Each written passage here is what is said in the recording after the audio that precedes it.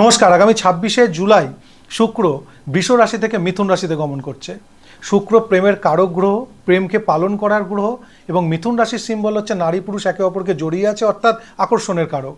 আকর্ষণের রাশিতে প্রেমের কারক শুক্রের যে গমন, তার ফলে দীর্ঘদিন যারা প্রেমের সম্পর্কে ছিলেন, কোনো কারণে তাদের ব্রেকআপ হয়ে গেছে, মানসিকভাবে তারা দূরত্ব সৃষ্টি হয়ে গেছে, তাদের নিজস্ব সত্তার পার্থক্যের কারণে, অকারণে অহেতুক ঝামেলা অশান্তির কারণে একে অপরের থেকে দূরে সরে গিয়েও পথে সে বসে আছে, তাদের এই 26শে জুলাই থেকে 20 অগাস্টের মধ্যে পুনরায় তাদের কিন্তু সম্পর্ক জোড়া লাগার সম্ভাবনা রয়েছে।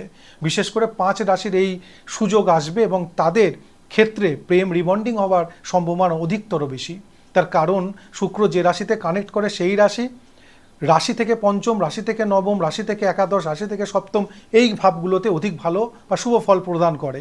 সেক্ষেত্রে মিথুন রাশি, সিংহ রাশি, তুলা রাশি, ধনু রাশি, কুম্ভ রাশি, এই কটা রাশি অর্থাৎ 5 রাশির শুভ রিবন্ডিং, ব্রেকআপ, আবার পুনরায় সংযোগের শুভ সূচনা শুরু হবে আগামী 26শে জুলাই থেকে 20 অগাস্টের মধ্যে। ভালো থাকুন, সুস্থ থাকুন। ভিডিও ভালো লাগলে লাইক এবং শেয়ার করুন। নমস্কার।